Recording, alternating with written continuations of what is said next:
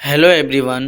आज की हम इस वीडियो में क्लास 1 के लिए उर्दू की दरसी किताब इब्तिदाई उर्दू को शुरू करेंगे। देखिए, इस बुक का नाम है इब्तिदाई उर्दू।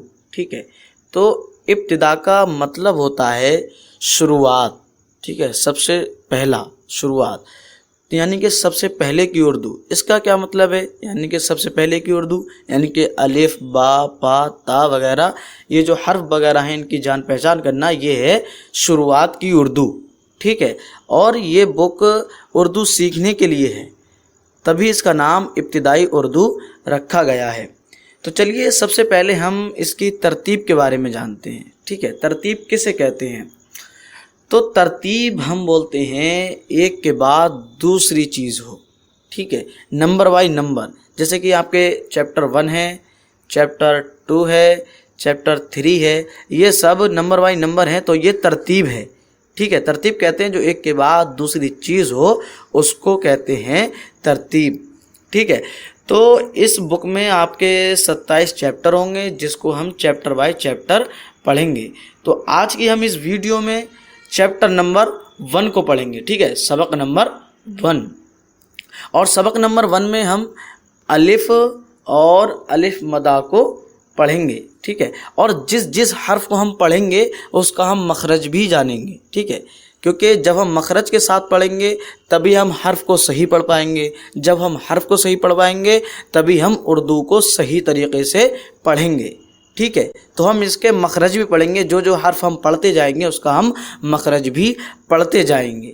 ठीक है, तो अलिफ, अलिफ को हम पहले पढ़ते हैं कि अलिफ का मखरज क्या है, कि अलिफ कैसे निकलता है, कैसे अदा होता है।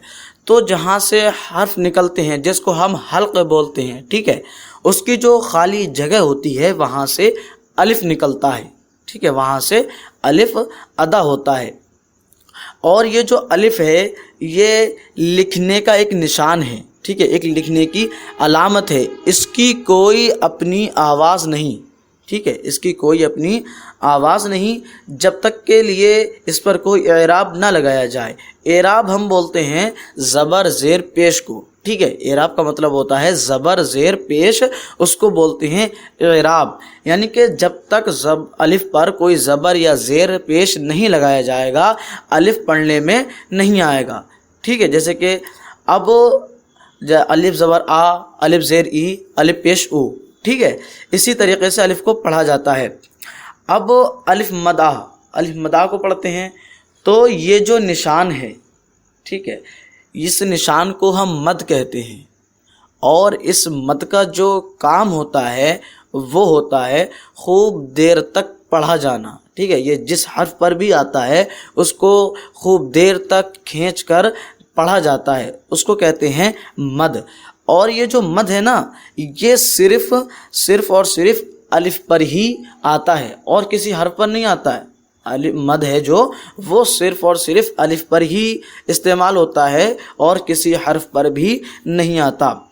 और इस बुक में जिस जिस हर्फ को हम पढ़ेंगे, ठीक है, उस हर्फ को हम बार बार पढ़ेंगे, क्योंकि उस तरीके से हुरूफ की पहचान बहुत अच्छी तरीके से हो जाएगी। देखिए, इन्होंने तस्वीरें दी हैं, अनार है और अंगूर है।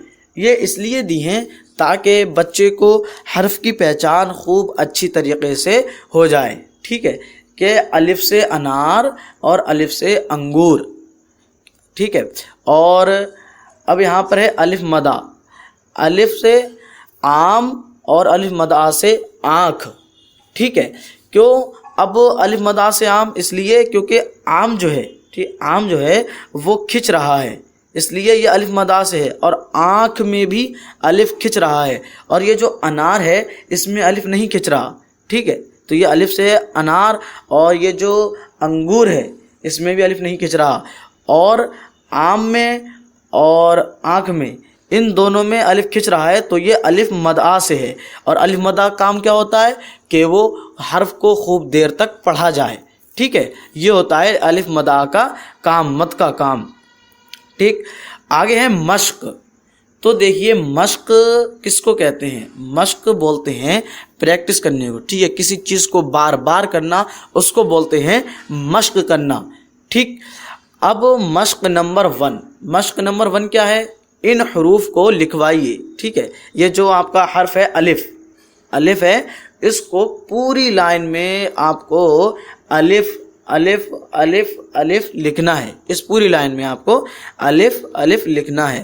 اور یہ جو نیچے والی لائن ہے اس میں آپ کو الف مد الف مد الف مد الف مد لکھنا ہے، ٹھیک ہے؟ اس پوری لائن میں آپ کو الف مد لکھنا ہے، اور جو اوپر والی لائن ہے اس میں صرف اور صرف الف لکھنا ہے، ٹھیک؟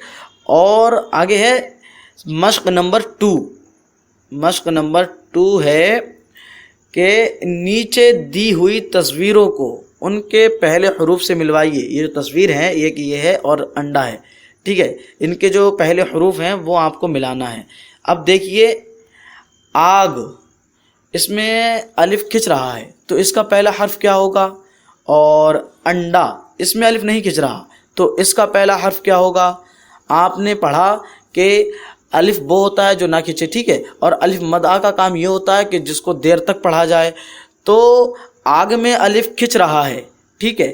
آگ میں الف کھنچ رہا ہے اور انڈے میں الف نہیں کھنچ رہا، ٹھیک ہے؟ تو یہ جو انہوں نے حرف لکھے ہیں الف اور الف مدعا، ٹھیک ہے؟ تو یہ غلط ہیں، ٹھیک ہے؟ کیونکہ یہاں پر الف مدعا ہونا چاہیے کیونکہ یہاں پر الف کھنچ رہا ہے، ٹھیک ہے؟ آگ، اور یہاں پر الف ہونا چاہیے کیونکہ یہاں پر الف نہیں کھنچ رہا ہے، انڈا، ٹھیک ہے؟ تو آپ کو یہ الف کو انڈے سے ملانا ہے اور الف مدعا کو آپ کو آگ سے ملانا ہے، ٹھیک ہے؟ یہ ہے آپ کی مشق نمبر 2، ٹھیک ہے؟ یہ مشق نمبر 2 ہے۔